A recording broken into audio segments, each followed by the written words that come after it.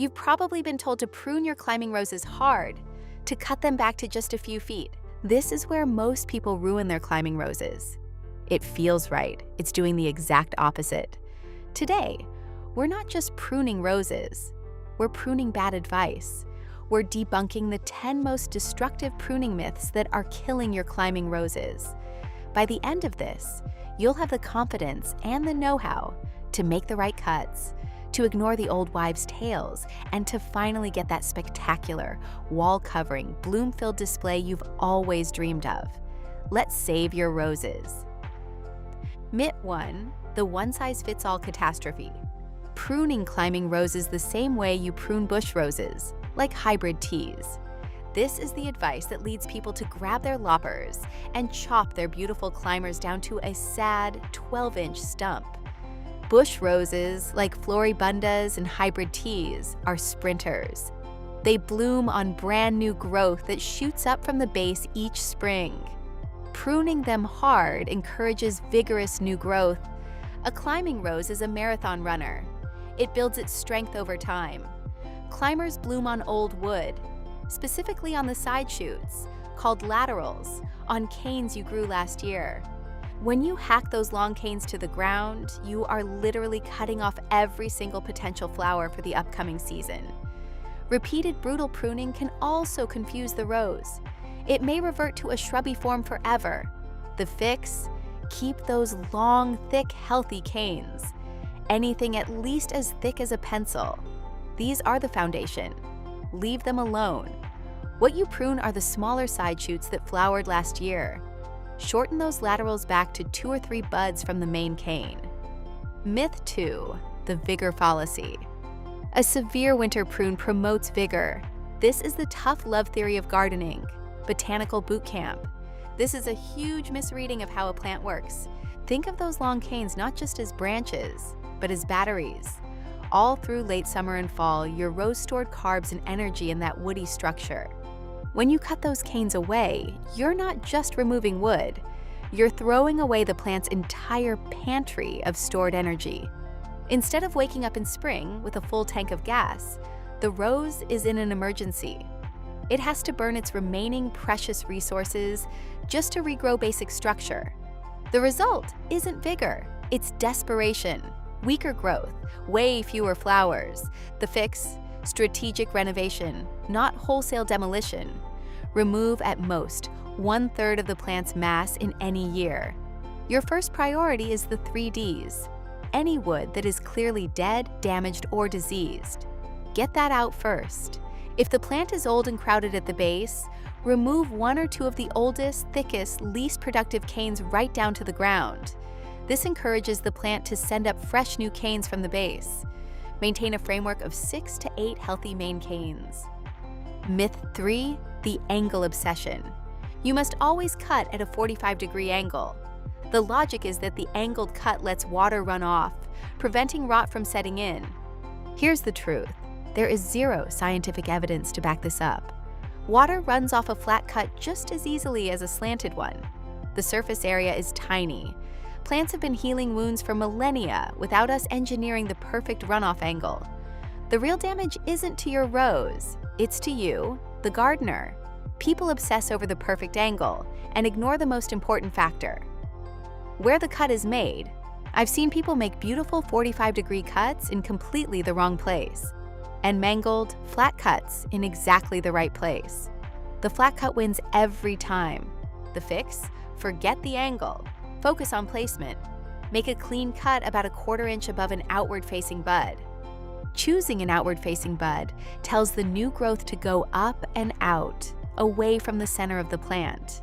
This promotes good air circulation, which is key for preventing fungal diseases like black spot. Free yourself from the tyranny of the 45-degree angle. Focus on guiding your plant's shape. Myth 4, the sealing superstition. You have to seal your pruning cuts with paint or a special goop. The thinking is that the cut is an open wound, and it needs a bandage to keep infections and pests out. Modern horticulture has completely debunked this. Sealing cuts can actually harm your rose. Smearing a thick impermeable layer of sealant over a fresh cut traps moisture inside the cane. Warm, damp, low oxygen. The perfect breeding ground for the very fungal diseases and rot you are trying to prevent. You're putting a little plastic bag over the wound and inviting trouble. The plant dries the cut surface and seals it off on its own, forming a natural protective barrier. If cane borers are a serious problem where you live, there might be a case for sealing. For everyone else, this is a step you can happily skip. The fix is the easiest one of all: do nothing. Make a clean cut with sharp, sterilized pruners. Sterilization matters. It's how disease moves between plants. Then walk away. Let the air be the cure. The cane will dry. Trust the plant. It's been doing this successfully for millions of years. If you're finding this helpful and you're ready to stop killing your roses with kindness, take a second to subscribe to the channel. We're all about cutting through the noise and giving you practical advice that gets real results in your garden. Now let's get back to myth busting. Myth 5, the timing terror. Pruning at the wrong time will kill your rose. Confusion stops gardeners cold. January, March, late February. Different sources give different times. The fear of getting it wrong leads to the worst possible outcome: not pruning at all. Roses are incredibly tough. It is very, very hard to kill a healthy rose with a pair of pruners. There is an optimal time to prune. Getting it slightly wrong is usually a minor setback, not a death sentence. Pruning too early risks a warm spell tricking the rose into tender new growth that a late frost can zap. Pruning too late means you might lose a few early blooms, since the plant already spent energy on them. The fix?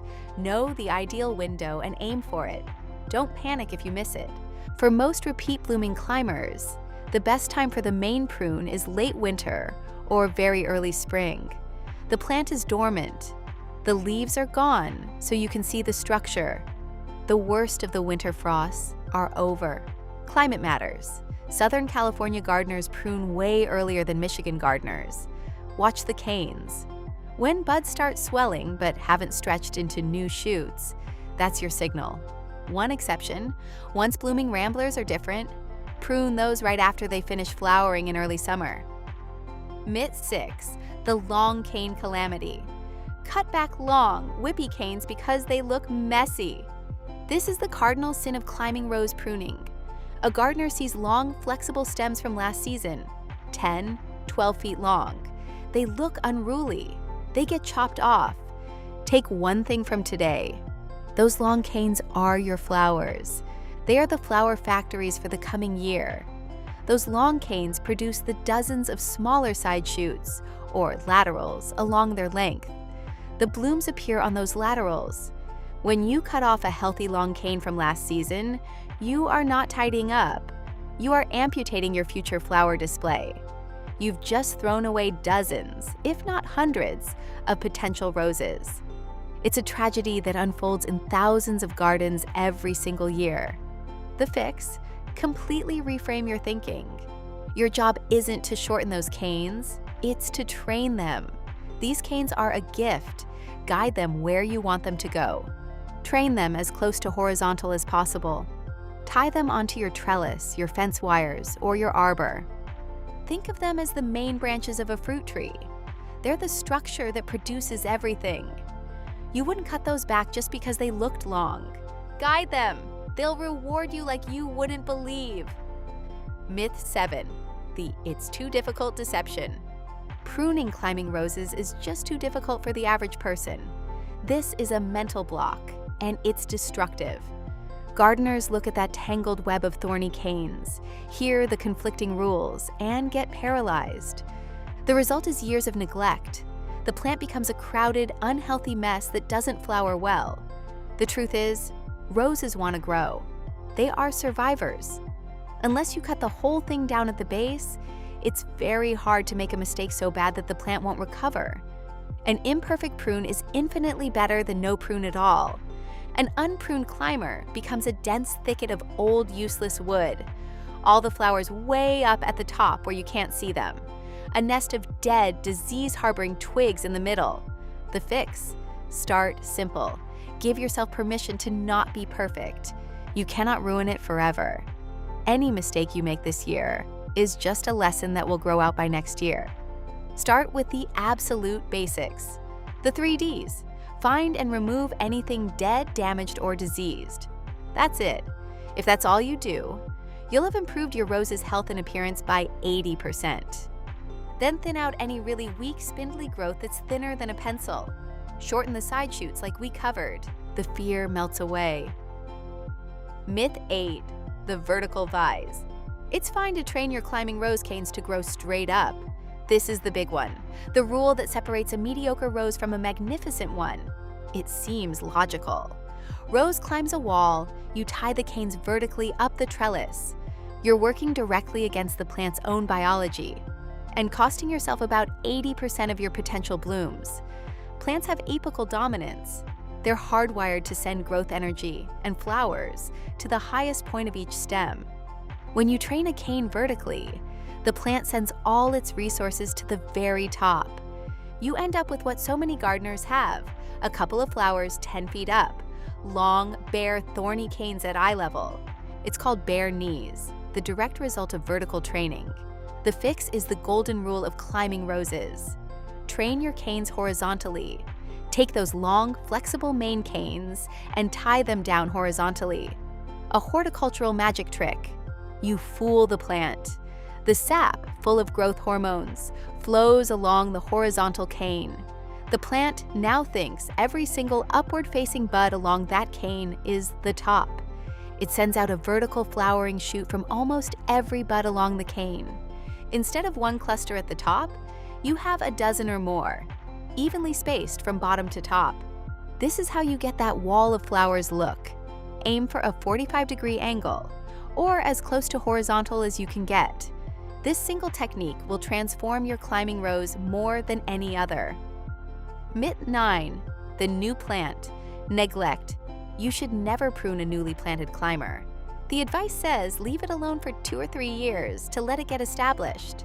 The intent is good, don't stress a young plant, but it's misguided. Doing nothing is a mistake that sets you up for headaches down the road. A young climber left to its own devices can quickly become a tangled mess. Canes crossing over each other, a nightmare to fix later. The fix. Think of these first few years not as a time for pruning, but as a time for training. You're a gentle guide, not an aggressive surgeon. From the first season, as the plant sends out long canes, start directing them. Gently tie them to your support in the fanned-out horizontal pattern you want them to have. This establishes that all-important framework from day one. The only cutting you should do is very specific. Snip off any weak, spindly growth that's clearly not going to become a strong structural cane. Remove any leaves that show signs of disease. This light touch, guiding the good and removing the bad, sets the foundation for a magnificent plant for decades to come. It's the difference between building a house with a blueprint and just throwing a pile of lumber on the ground, hoping for the best. Myth 10. The outward bud obsession. On a climber, you have to obsessively prune to an outward-facing bud. The open vase approach works for bush roses, but on a climber, it just creates confusion. On a climber, the plant's growth is mostly dictated by the flat structure it's tied to. On a bush rose, a cut to an inward-facing bud sends a new cane right into the crowded center of the plant, blocking air. On a climber tied to a wall, inward might just mean the new shoot grows toward the wall, often perfectly fine. Obsessing over finding the perfect outward-facing bud can lead gardeners to leave long, awkward stubs of wood, or to make cuts in weird places just to stick to the rule. The fix: don't apply this rule so strictly for climbers. If there's a conveniently placed, healthy, outward-facing bud right where you want to cut, go for it. But don't let it paralyze you. The more important goal is to shorten the side shoots to encourage new blooms and to remove any unhealthy wood. The structure you create by training matters far more than the micro-direction of any cut. Focus on the big picture, that horizontal framework. The small details take care of themselves. Make a clean cut to a healthy part of the cane. The rose will know what to do. That's 10 of the most destructive myths about pruning climbing roses. Pruning isn't about a rigid set of rules. It's about understanding how your rose grows and working with it, not against it. Remove the dead and weak. Preserve the strong. Guide its growth. This summer, when your wall is dripping with blooms from top to bottom, you'll have earned that spectacular display, not by following old myths, but by understanding the truth. What are the biggest pruning challenges you've faced? Let me know in the comments below. I read everyone, and I'd love to help if I can. If you found this helpful and want to finally grow climbing roses that bloom the way they should, don't forget to give it a thumbs up and share it with fellow gardeners struggling with their climbers.